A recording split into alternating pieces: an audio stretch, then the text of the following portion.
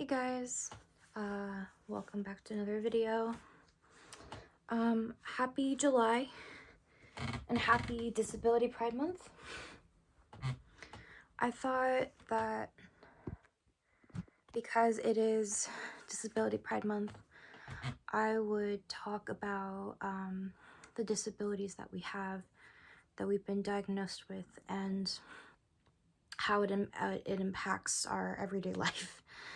So, first one I want to talk about, this beanie is so annoying. The first one I want to talk about is one that I actually made a video on like years ago, and in previous past videos. If it isn't obvious, I'm autistic. I have autism. I am low needs. I was diagnosed originally with Asperger's in 2018. However, the doctor that diagnosed me was using outdated material, meaning that the term Asperger's was no longer an acceptable term, and I had to be re-diagnosed with ASD. I think the ASD diagnosis was after my Asperger's diagnosis,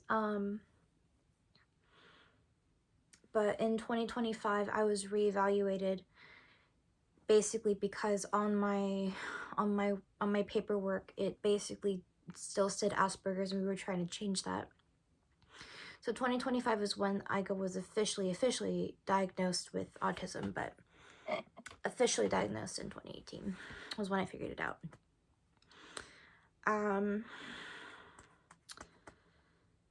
The reason why Asperger's is not a correct term is because of the history behind it.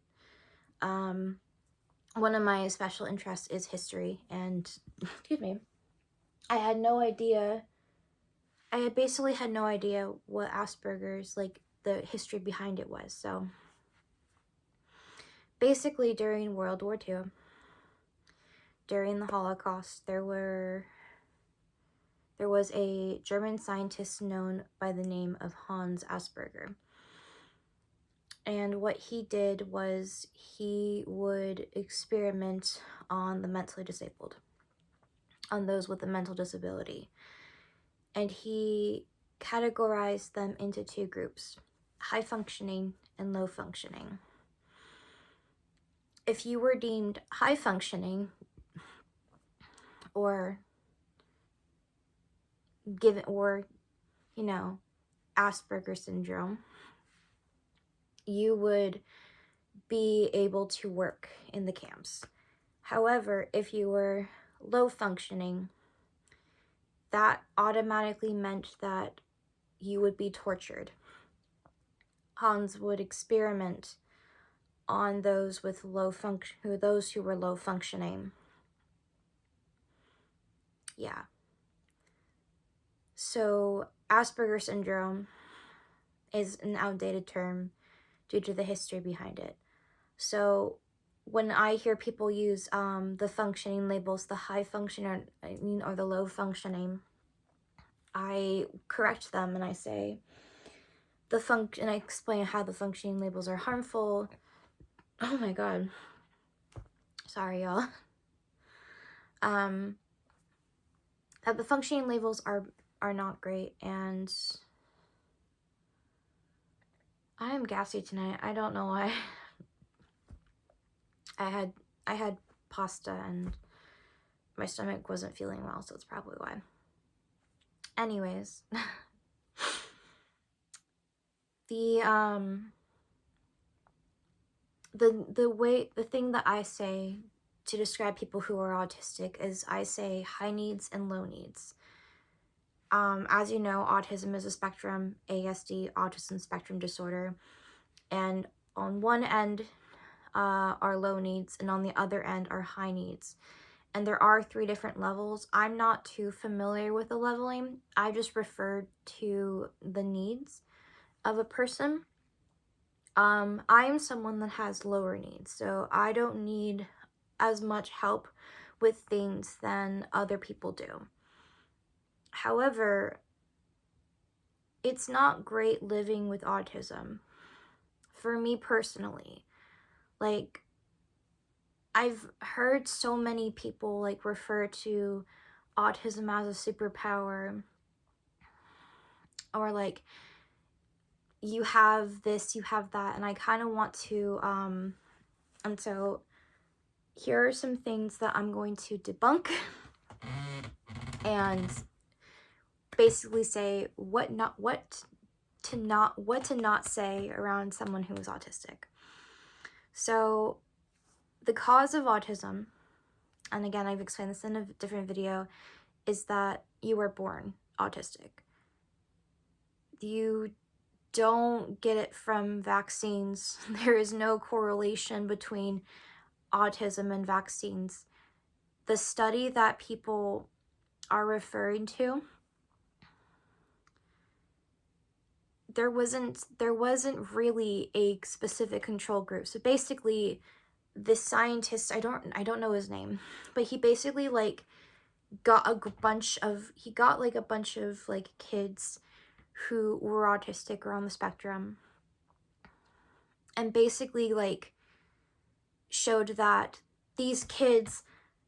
every single kid here was vaccinated, and now these kids are all autistic, so therefore autism is caused by vaccines. However, when you're doing a science experiment, you need to have the materials, you need to have the variables, you need to have the controlled group, and there was no control group.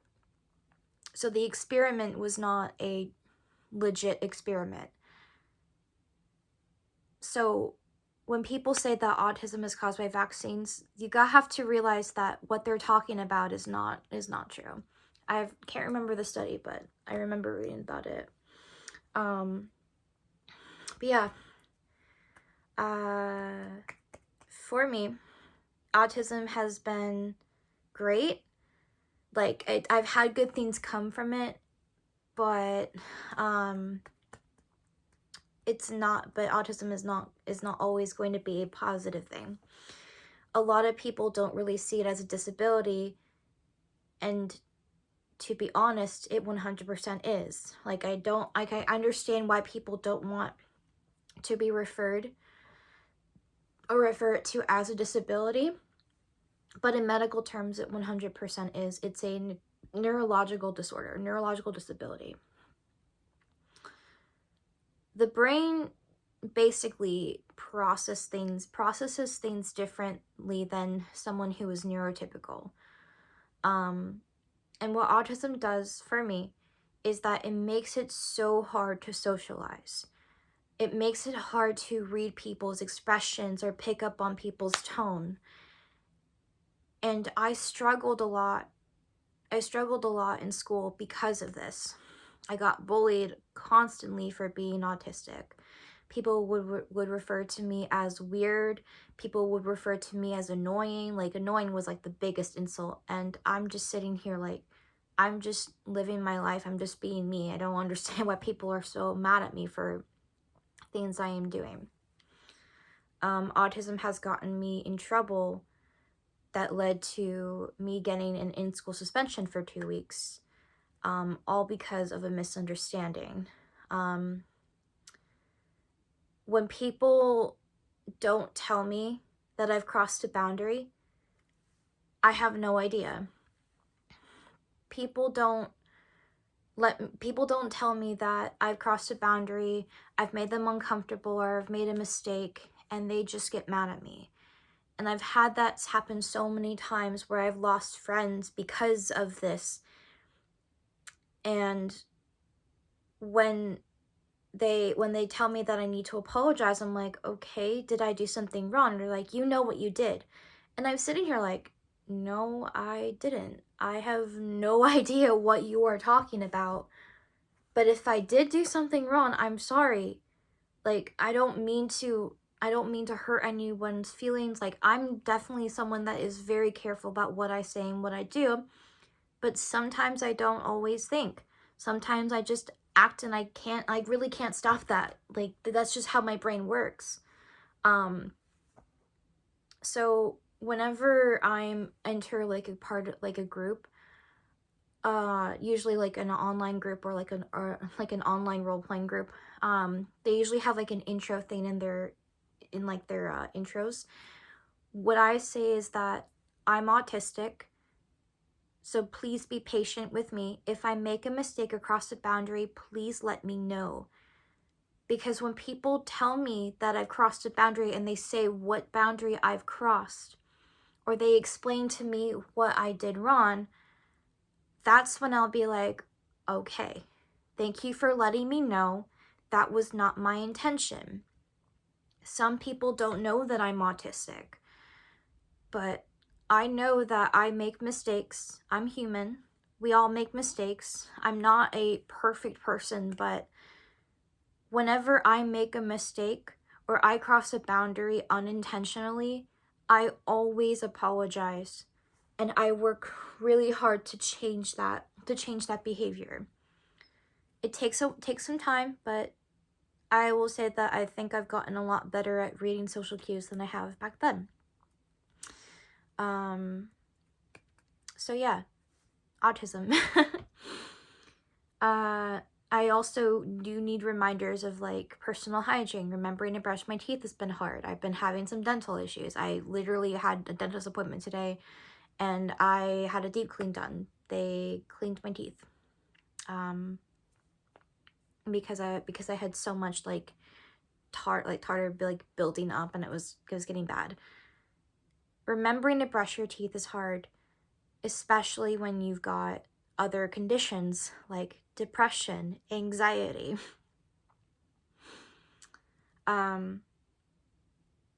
Another thing about autism that I find kind of funny, not like it's a joke funny, but you kind of have to laugh because it's been told so many times, is when people say you don't look autistic, or everyone's a little autistic, or you don't have autism because I know someone who has autism and you don't act like them.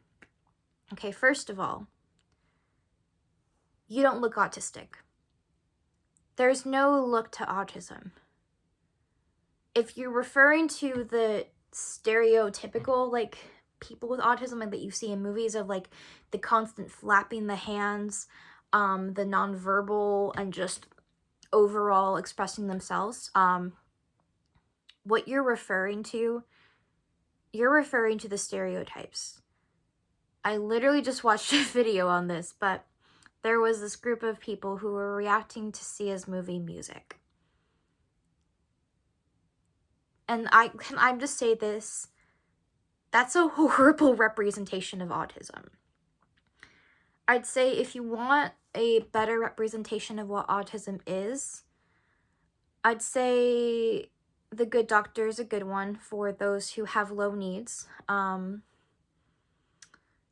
People may disagree with me on that, but I actually like The Good Doctor. The Good Doctor is what actually led to me getting diagnosed. My mom and I, we were sitting in her room watching an episode, and my mom was looking at me, and because I was saying things that like, this is so relatable because I relate to Sean, like Sean Murphy, the main character who is autistic. And my mom was like, we should probably get you tested. I said, yes, we should, because if I am autistic, that would make so much sense of why I act the way I act. And for the longest time, as a kid, I would cry every single time I got in trouble. I got overwhelmed and overstimulated. I would be like, I have no idea why I'm acting this way. I don't like it. Because I didn't know. My parents didn't know either, so. But yeah, there is no look to autism. Autism is a neurological thing. Yes, it can come out in physical, like when people stim. And there are different types of stimming. There is the physical, there is the vocal. My stims that I do are the hand flip. I do kind of hand flap. It's like this, or like I like snap my fingers a little bit, or I twiddle my thumbs, fingers. This is what I do. I do the rocking. I find the rocking very stabilizing when I'm overwhelmed, stressed. I have vocal stems. I do, I go because it's fun. I don't know why, I just do it. I do that on occasion. Snap, snap, snap, snap, snap, snap. I think one of my favorite vocal stems that I've done, whenever I'm like, I've noticed that, like, whenever I'm working on something, or I need, like, or I'm just struggling, what I will do is I will, like, sing the Majora's Mask thing from Legend of Zelda. But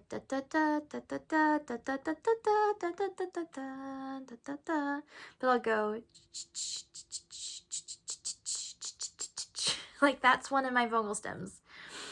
I will also, like, I don't know how to describe it. I will, like, make, like, humming noises, like, kind of like when I am in verbal shutdown, and I do not want to talk, or I can't talk, I will vocalize what I'm trying to say.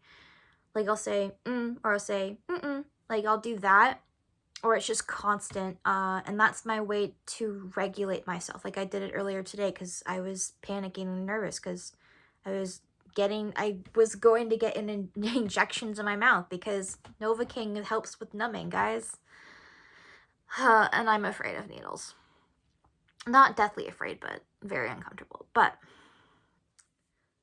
there again, that's what people refer to, I think, when they see there's a look, but there isn't. I remember I was in junior year of high school. I was working on an assignment. We got to, like, work on assignments. We got to, talking to, like, catch up, talk with our neighbors, with the people around us. There was this girl who I went to middle school with, and she was in my English class back in middle school, 6th grade, and I hadn't seen her in a while. So the fact that she was in my history class, I was like, oh, hey, like, how are you doing? Like, we haven't talked in a while. Like, what's going on? She's like, no, nothing much. So we were catching up, and I mentioned that, yeah, I said that I had been recently diagnosed with autism. And the first thing that she says is, she's like, really? You don't look autistic. All I could do was just kind of laugh, and I was like, oh my god. So if people ask that and they genuinely don't realize that what they're saying can be harmful, cut them some slack, but explain to them, like, there's no look for autism. So yeah. Everyone's a little autistic. No, you're not. People can exhibit traits of autism, but that doesn't automatically mean that they are autistic. And what I'm referring to I'm referring to neurospicy. That's a term that people use to describe someone who exhibits traits of different neurodivergence, of neurodivergence in general, but aren't actually neurodivergent. So that's what that means. And it's actually very ableist to say that everyone is a little autistic, because no, you're not. If you're not autistic, don't say you're a little bit. Another thing that I want to say is severely autistic. I find that really offensive and really harmful towards the people who are to the community, to who are autistic, because it's ableist. And the reason why is because when you put a level like mildly, moderately, and severely, a lot of people will hear that, and they will think that autism is a bad thing. Autism Speaks has unfortunately done that. And to me, there's no such thing as severe autism. It's just autism in general. It's a spectrum, yes. If you were referring to someone who has high needs, like high support needs, Just say they have high needs. Don't say they're severely autistic, because that can be harmful. It's not a bad thing to be autistic. Yes, it's challenging, and yes, it can be uncomfortable, but there is nothing wrong with it because we're just born that way. It's not a disease. It's a disability, but it's not a disease.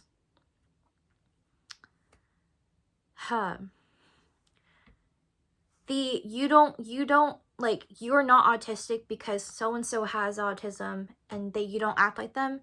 Like I said, autism is a spectrum. We do not all act the same. Just because you know someone who's autistic doesn't mean that you know everything about autism. Okay? I mean, I went to school with someone, like there was a kid in my 3rd grade class who was autistic. He had higher needs. He had higher support needs. And you know, me being 8 or 9 years old, I thought that was what autism was, not realizing that I was autistic myself. I don't act like other autistic people. Sure, we may share some like similarities, but that doesn't mean that we're the exact same. Everyone's different. That wraps up my autism. Also, one more thing. Plushy Dreadful. I want to kind of address these symbols right here. So this is the rainbow infinity sign. This is the more the overall like symbol that autism uses. The reason why is because the puzzle piece that a lot of people recognize autism as, like the symbol for autism, the puzzle piece is ableist because of Autism Speaks. Autism Speaks is an organization that started off as a way to find a cure for autism. They don't do that anymore, but because of their reputation, they're not a great organization, so don't support Autism Speaks. Please don't. Please don't use the puzzle piece. Please use the infinity symbol. Okay. The other thing I want to talk about other disability is anxiety. I have anxiety. I was diagnosed with anxiety in sixth grade. I think it was 6th grade. 6th grade is when I started therapy officially because of trauma. I think it was either 5th or 6th grade. It was definitely middle school time. Yeah, so I was diagnosed with GAD, general anxiety disorder, anxiety, because of a lot of issues that I was facing. Change is hard for me, and when things change and I don't have any warning, I will slip into panic mode. Like everything will shut down for me and I cannot focus because my brain will not let this go. My anxiety affects my everyday life. Any small thing can trigger me. I have a lot of triggers. Noise is a big one. And unfortunately, because it's July and I live in America, this week is going to be hectic with the fireworks. I hate fireworks. They're loud and they're unnecessarily loud. They cause me to panic, and when a loud noise happens that I was not expecting, my body will freeze. You know how they say there's the fight or flight response? There's four different types. Fight, flight, freeze, and fawn. I will freeze whenever something loud happens, and because it throws my body into panic. I cannot move and I have to calm down. I have to regulate my body before I can actually move away from the situation. But my anxiety puts me on edge. I can't go out in public for long periods of time without bringing things like my headphones, because I have headphones. Sometimes I need to bring a stim toy. This thing that I use the most to stim is my phone. My phone is like never turned off. It's on silent when I'm asleep, but my phone always remains on because that's my go-to for stimming. I have apps that I use on my phone. It's basically my life tool. Yeah. I have other stim toys as well, like fidget spinners. I don't mind using fidget spinners. I know I'm cliche, but they are helpful. I use the 5, 4, 3, 2, 1 technique. The 5 things you see, 4 things you hear, 3 things you can taste, 2 things you can smell, and 1 thing you can touch. And basically that grounds myself. I also do box breathing, where I inhale for 4, hold for 4, exhale for 4, and hold for 4, and I do that 4 times. And what that does is it brings me to reality. It brings me to my awareness of like where things are. Like, I'm in my room, it's 2026, I'm not back in my trauma area, etc. Yeah, anxiety's fun, and for people to say, oh, you're anxious, just get over it. Yeah, like, I can get over every single traumatic thing that has happened to me because it definitely does not linger or leave scars in my memory. Other thing is depression. I have depression, clinical depression. I was diagnosed with depression in 2020. I know, perfect time to be depressed, right? But I had been struggling. High school was probably the worst years of school for me. 2016, September of 2016 was when I started high school. And at the end of that month, end of September, beginning of October, my parents sat me and my brother down and explained that they were separating. My parents decided to get a divorce. No, not my parents. My mom decided to get a divorce, but that tore me apart. My family, who I thought was fine, when in reality they weren't fine and I wasn't, and I was ignoring the signs because I thought I just didn't want to acknowledge that there were issues in my family happening, threw me into a spiral. And it was difficult. Depression, like, high school was okay. Like, I think the easiest year for me was probably my sophomore year, because I had the least amount of stuff happening there. I mean, the only, like, big things that happened in my sophomore year of high school were my Nana had passed. Yeah, my Nana had Alzheimer's and she passed away in 2018. And then, of course, in 2018, February, I got diagnosed with autism. So, yeah, those are the really big things. So, sophomore year was pretty genuinely easy. Junior year, I had a hard time, but senior year, whoa. Like, when you're a senior, it's your last year of high school, you're panicking, like, you're struggling. And then COVID hit. February 2020 was when I started hearing about COVID. I mean, I think the first time I ever heard about COVID was my mom was talking to my stepdad about it. Yeah, I had no idea. I was like, what's COVID? Like, I didn't realize that it was this, like, disease that was spreading around the world and there was a pandemic going on. I think it was March or April of 2020 is when the schools, like, closed and switched to online school. But before those months, I was struggling to get up and out of bed for school. And I think it's because, like, the amount of like, overstimulation I was experiencing at school and the bullying, it was just too much. I keep like seeing something over there. Like, my desk is over there. My blanket is on my is on my chair, and I keep like seeing like something like black like moving, and I'm kind of freaking out because I don't know what it is. If it's just my eyes playing imagination. See, anxiety, guys. This is my anxiety kicking in.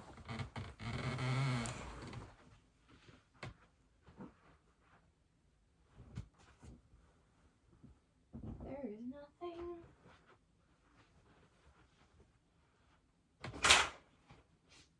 There's nothing over here.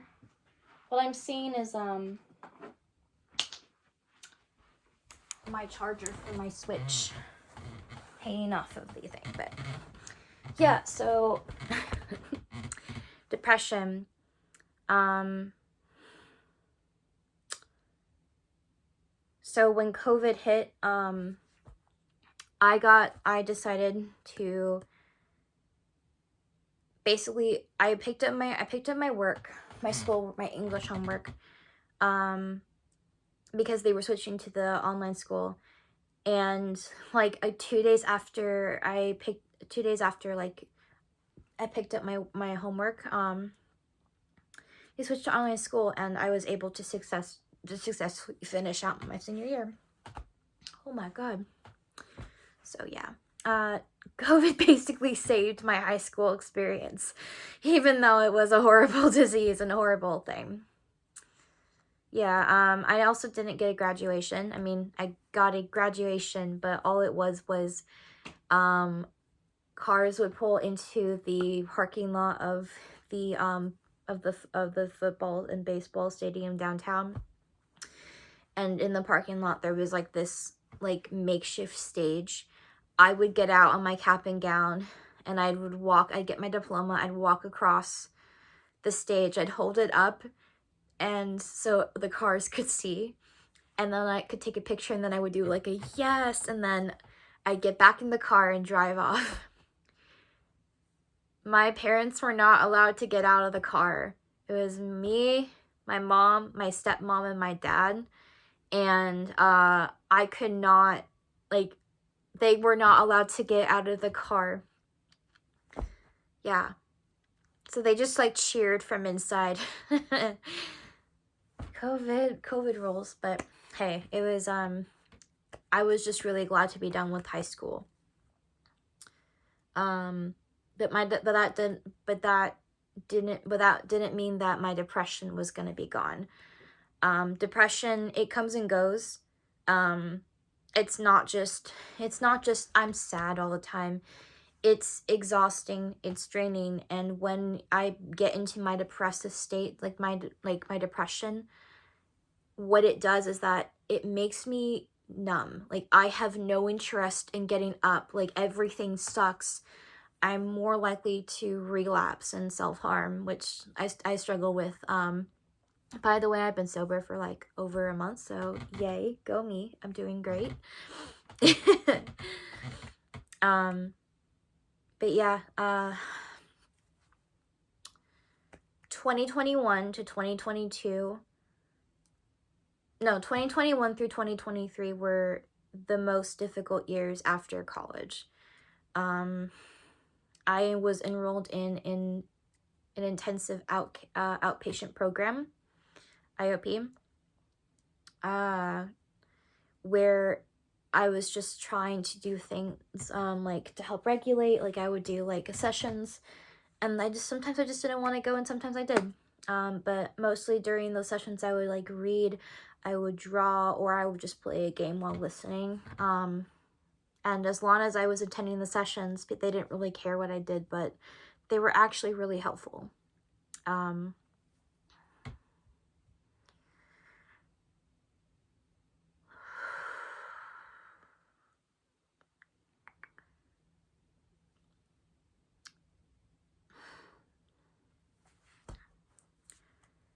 2021, 2022, I decided that I would live with my dad for a while. I quit my job and decided to switch to focusing on college because I can only do one thing at a time. And I decided that college was the way to go because I wanted to get my degree. I started off with a major in education, then I switched to English. Yeah, so I was living with my dad for a while, but things were not great. Growing up, my dad and I had we had a close relationship, but because we were so close, we were fighting.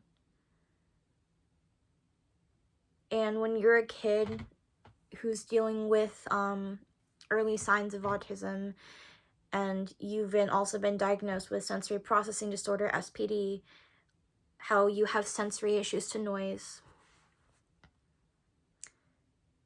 When things don't go the right way, like when you're trying to tell your parents, your family, that you are struggling and you don't know how to regulate your own emotions, and you get frustrated, the frustration comes out in shouting.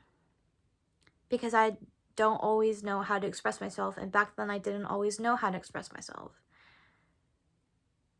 And there were times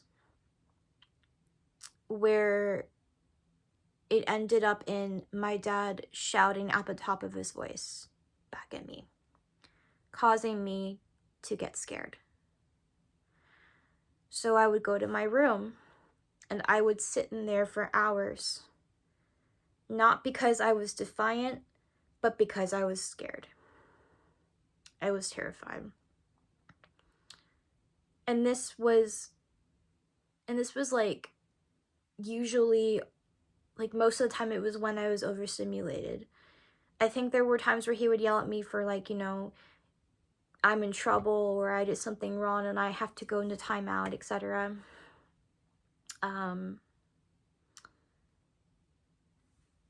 But the constant shouting, the arguments, and then the things he would say, he would tell me, like, whenever I was acting childish, or not the way he wanted me to act, he would say, "Stop acting like a child. Grow up." I'm autistic, y'all. When he tells me to stop acting like a child, I'm like, I'm not. Why can't you just treat me like every other person? Like, can't you just treat me like an adult? And he says, well, stop acting like a child. Grow up.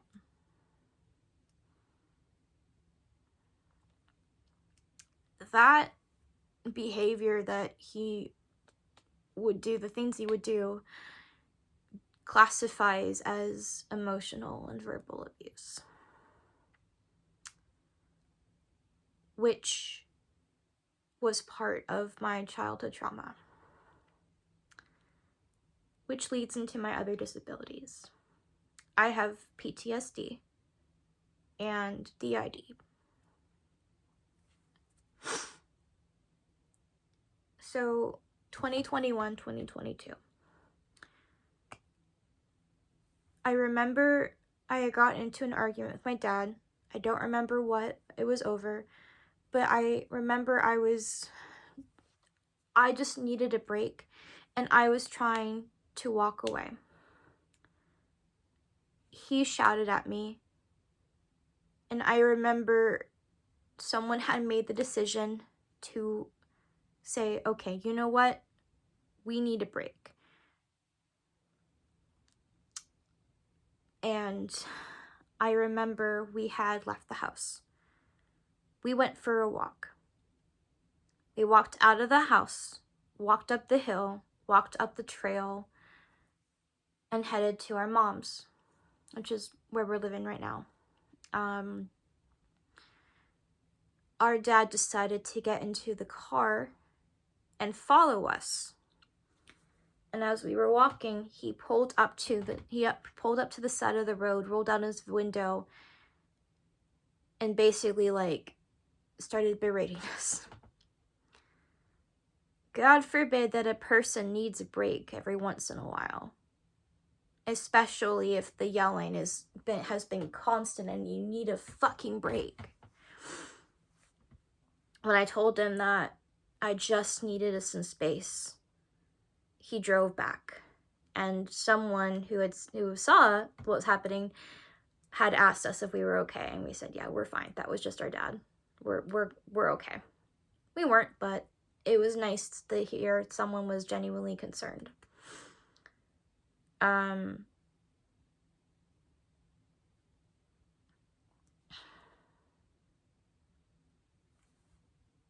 My dad has been someone that it's been hard.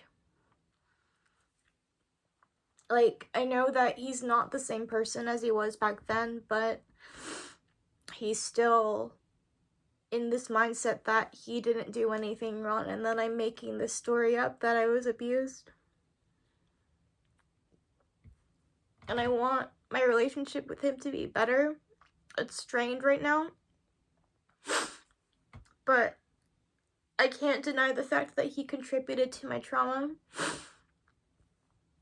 Unintentionally, of course. I don't think he meant to.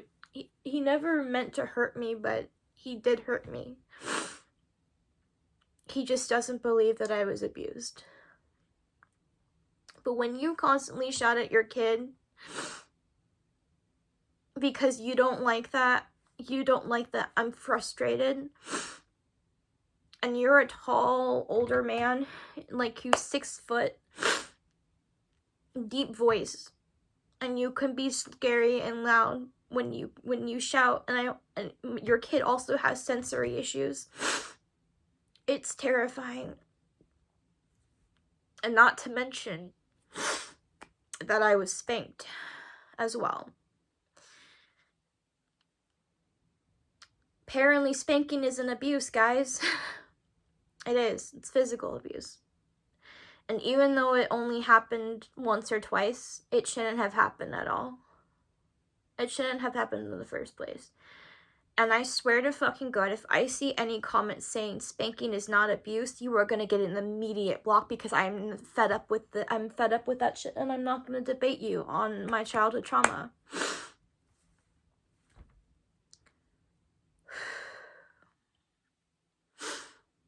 Yeah, so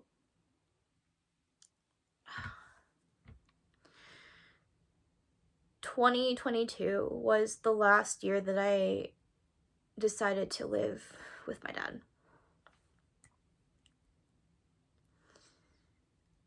I was struggling. My mental health was not great. My depression was really bad. I remember one night, my dad had said he was going to be out for the night, and he and my stepmom went out for the night, and I thought he was going to spend the night at my stepmom's place. And I was relieved to have the house to myself. A night full of quiet where I could do what I want without having to worry about getting into an argument with him. Around midnight, it was either midnight or 12:45, I hear the garage door open and he comes in, and I'm like, what the fuck? I thought you said you were going to go out. He said, no, I didn't. I'm like, yes, you did. I remember you saying this. Like, I legit thought you said that you were going to be out for the night. And when you say for the night, like, you won't be home till morning. I was pissed. And I remember dissociating, like, badly.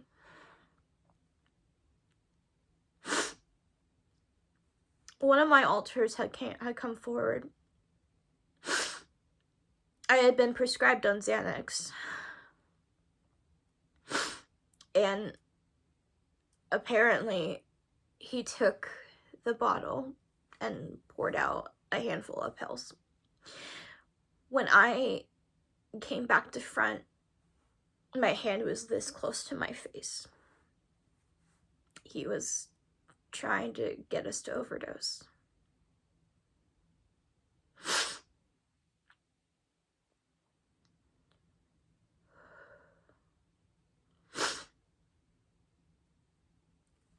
I can't remember if that was the night of or a different night, but that night that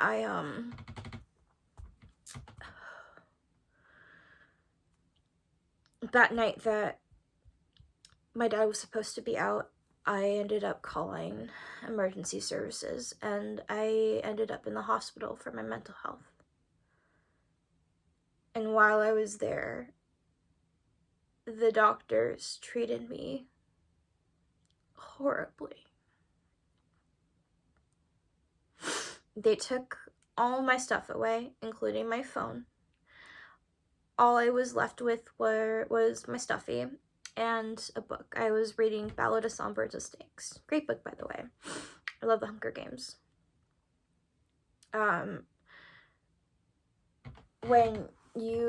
When you go to the hospital, they will ask, like, are you on any medication? Like, what medication have you taken? I hadn't taken my meds that night. And while I was at the hospital, they made me get a blood draw. And I think they were testing to see if I was on drugs. When I literally said that I hadn't taken any of my medication, but they were like, we're just gonna test anyway. I'm like, fuck you. I didn't get any sleep that night. They didn't give me my medication. I only got like 2 hours of sleep that night. So I ended up talking with a social worker, and what I had said was, like, that they were gonna call my dad. And I said, I don't have any interest in really talking to him, but I don't want to be here. And I can't go back. I can't go home until the morning. And they were like, we're gonna speak with your dad. And I said that it's fine, and I don't mind going back home. However, I don't want him to talk about what happened, because I knew it was just gonna go into an argument and it wasn't gonna be great. So the morning came and I got my phone back, and I called my dad asking if he could come pick me up. His response was, you made the decision to go, so it's your responsibility of getting back. Okay? So your 21-year-old kid who is having a mental health crisis is in the hospital, and you refuse to come pick them up. What the fuck is wrong with you?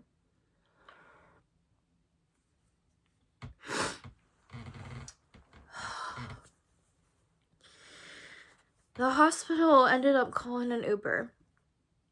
And the first Uber canceled within 5 minutes of picking me, within 5 minutes of getting there to the hospital.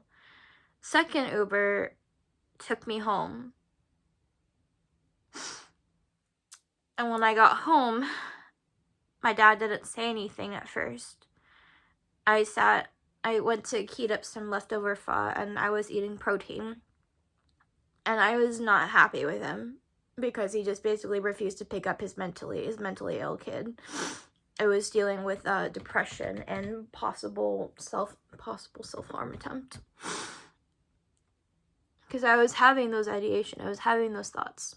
That's why I ended up in the hospital in the first place. But yeah, the hospital doesn't really give a fuck about you if you're mentally ill. So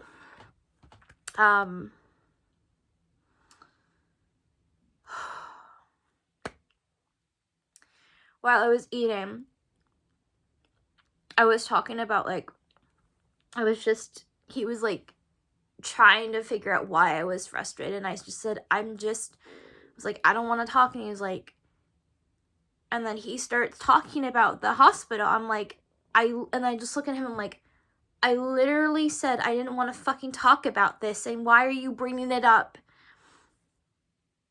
And in that moment, I was like, you know what? I don't want to be here. Can you just take me to mom's?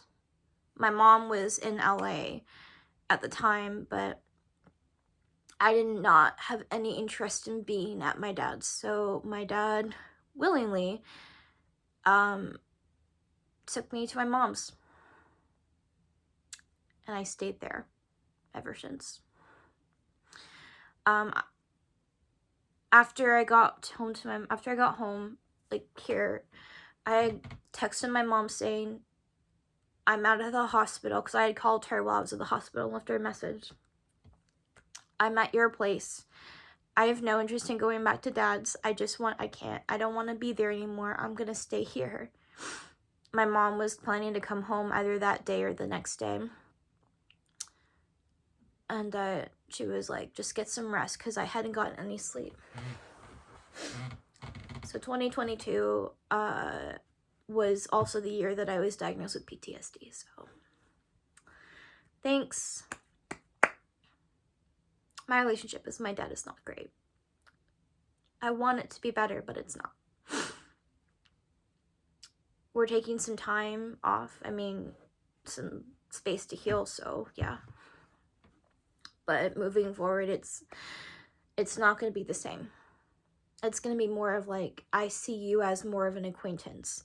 Like, I don't mind like going out for like a drink or spending some time together, but I'm not someone that is willing to put my trust in you when I talk about emotional stuff.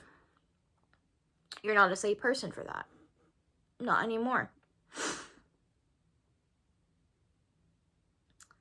But yeah, PTSD, everyone. Post-traumatic stress disorder. My trauma. I experienced trauma. Which leads up to my final diagnosis. Final disability. DID. This is the plurality bunny. That was my very first Blushy Dreadful.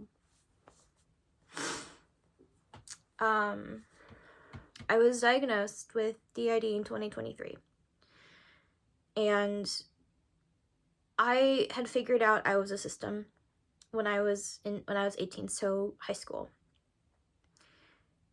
And for 3 years, I fought for people to actually recognize me. My mom was in denial for the longest time, but I think in 2022, after my PTSD diagnosis, the therapist I had basically told her to act as if I actually had it, as if she did believe me. And when she started asking me questions, she started realizing that I wasn't faking this, that I like legit had it. So when we looked for a therapist to diagnose me, we found this wonderful person who my mom had met through a conference called Healing Together, Infinity Project. No, Infinity Projects. Sorry, not Infinity Project. Infinity Project is the Journey tribute band that I really love to see. An Infinite Mind.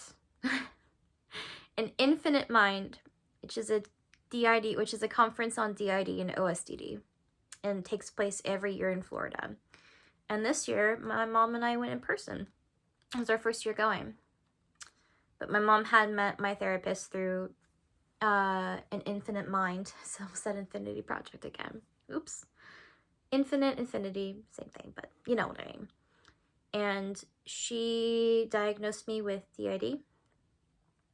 And then she became my therapist, and I've been seeing her since, so 3 years. Hi to my therapist if you're watching this. I don't know, but hi. But I had known for the longest time that I was a system.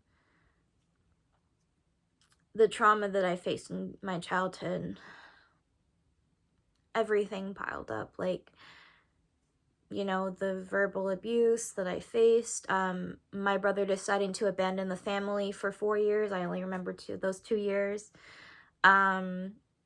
Me having accommodations taken away from me, being forced to stay in class for fire drills, even though that was an accommodation that I had where I could be taken out. Thanks school, elementary school, 4th and 5th grade, you're the best. But what really basically poured the water over the glass was summer of 5th grade. So summer, going from 4th grade to 5th grade. That night was one of the worst nights I've ever experienced. And the reason why I use the metaphor is that basically you have a glass, you pour water in it, and you fill it up to the top, and it's like at the very top. If you add more, it's just gonna spill over. The amount of trauma that I faced in that glass, and then this big one like dropping in, spilling over, where my brain said enough is enough. I had a friend, and she and I, we were very close. We met in 4th grade, as you do. And we found out that we liked a lot of the same things. We were big Justin Bieber fans. I mean, we were kids, obviously. Justin Bieber was all the rage back then. We were One Direction fans. And we were also into Monster High. You know, when you're a kid, you don't notice things. You notice things, but you don't think about that like any of the things that happen as like red flags. But now that I'm older, I realize that a lot of the things that she would do were red flags. She was a very manipulative person. She never let me like role play as her favorite Monster High character when I really wanted to have a turn. I wasn't allowed to like Harry Styles because her sister liked Harry Styles and she claimed Zayn, so I had to like Niall, Liam, or Louis. Rest in peace, Liam, by the way. So I picked Niall just because I didn't want to argue with her. Just didn't want to argue when I was a really big Harry Styles fan. Still am. He's cute.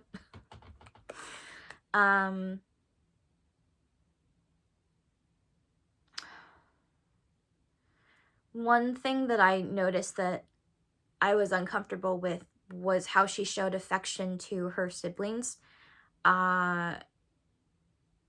She ended up kissing her sister on the mouth, like lip to lip, which, I mean, like, I understand that some families do that, like, it's okay, fine, but to me it was uncomfortable.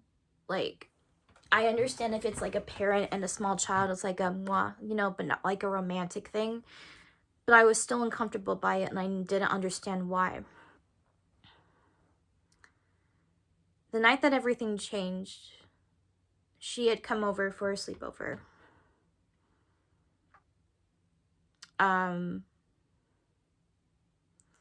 Bear with me. This story is really hard to tell, and I've never really told it before. I can't even say her name without breaking down.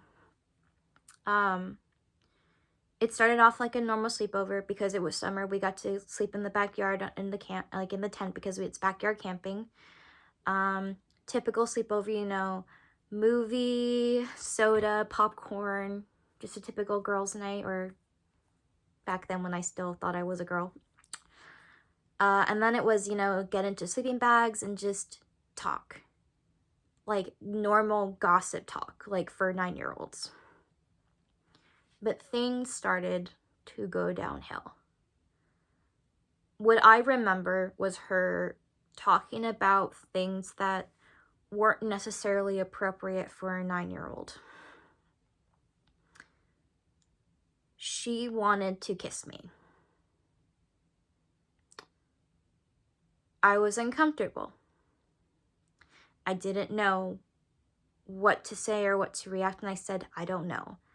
And she kept pressuring me. I gave in, and I thought it would just be that, like simple kissing. It was nice. I mean, okay. Back then I wasn't aware that I was attracted to girls, that I was gay. But she was my best friend, and I thought that this is what friends do. They kiss, they hang out, whatever.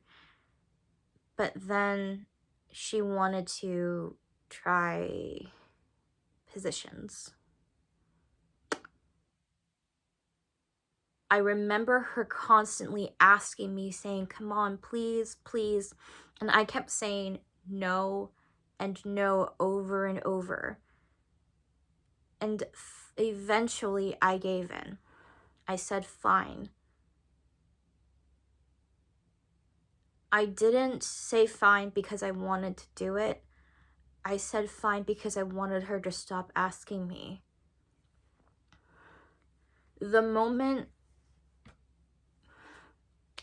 the things started, I remember getting yanked from consciousness. It was as someone was pulling me from my body and taking over.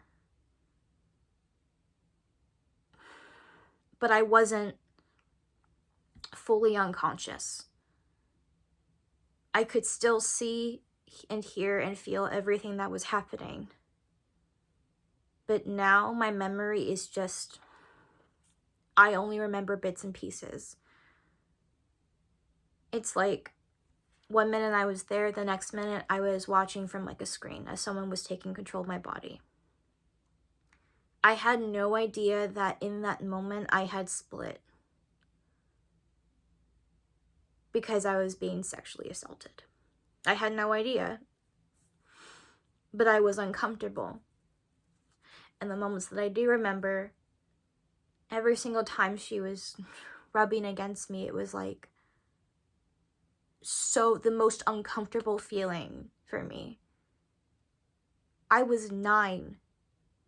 I wasn't even double digits yet. I wasn't even in middle school, and this was happening to me, and I had no idea why this was happening or what this was. But I knew it wasn't. I knew it wasn't normal. After that night, complete blur. I remember inviting her over again, and I was on the phone with her, and she had said that she wanted to play the tent game again.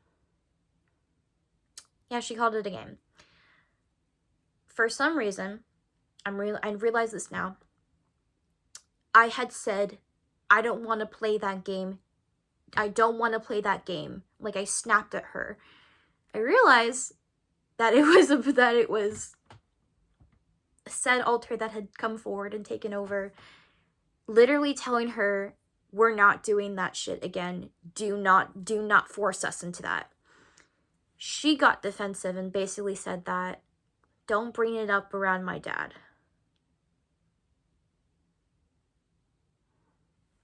Now, when you're a child and you hear your friends say that, you don't know what it means. But growing up now, I'm realizing that it is very possible that the reason why she said that was because she was scared. And children repeat behaviors that they see. I am 100% sure that she had been molested by her dad, and she was trying to figure out how to process it and decided to take it out on me, processing it by doing the exact same thing to me. Do I forgive her? No. Do I understand her? Possibly. But that moment is when my DID developed, because before that, I had not heard any voices. After that happened, I began to hear voices, and they just kept coming. High school was when I decided to do some research. I didn't tell anyone about what was happening internally because I was scared that they wouldn't believe us. That was right. But when you actively are telling people that you are a system, and you spend 3 years telling them, and they finally convince you, it's like, thank God. But God, I haven't shared that story in a long time. But yeah, I have DID. We're a system. Hi. Okay. One thing I want to say before I go is, it is very unlikely she'll ever find this video, but if the person that I was referring to back then is watching this video,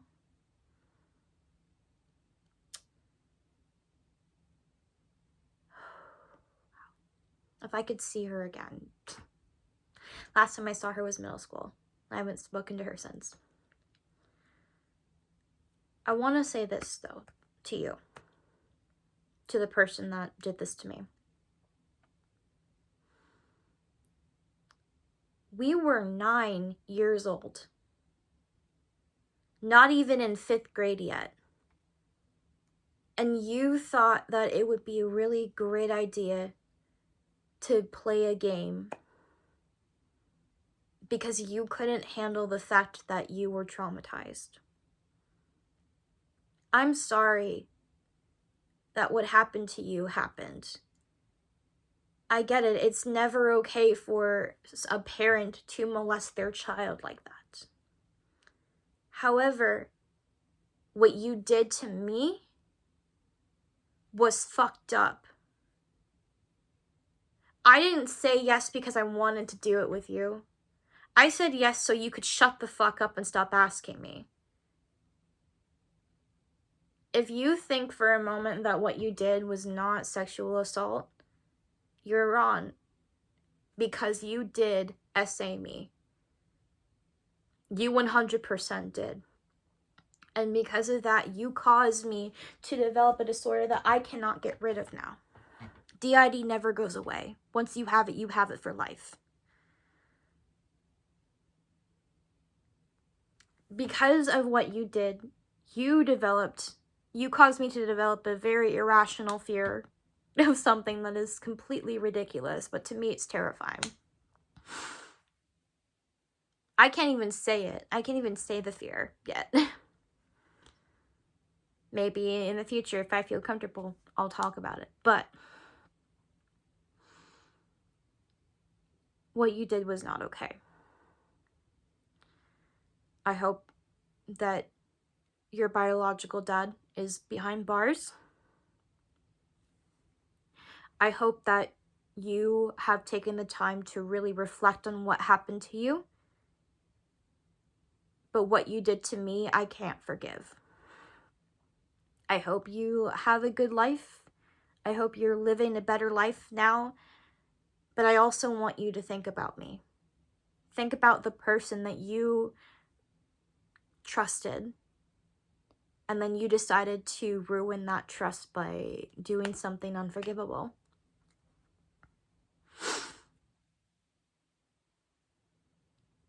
In the words of Kesha, I hope... Oh my god. You brought the flames and you put me through hell. I had to learn how to fight for myself. And we both know the truth, I can tell. I'll just say this as I wish you farewell.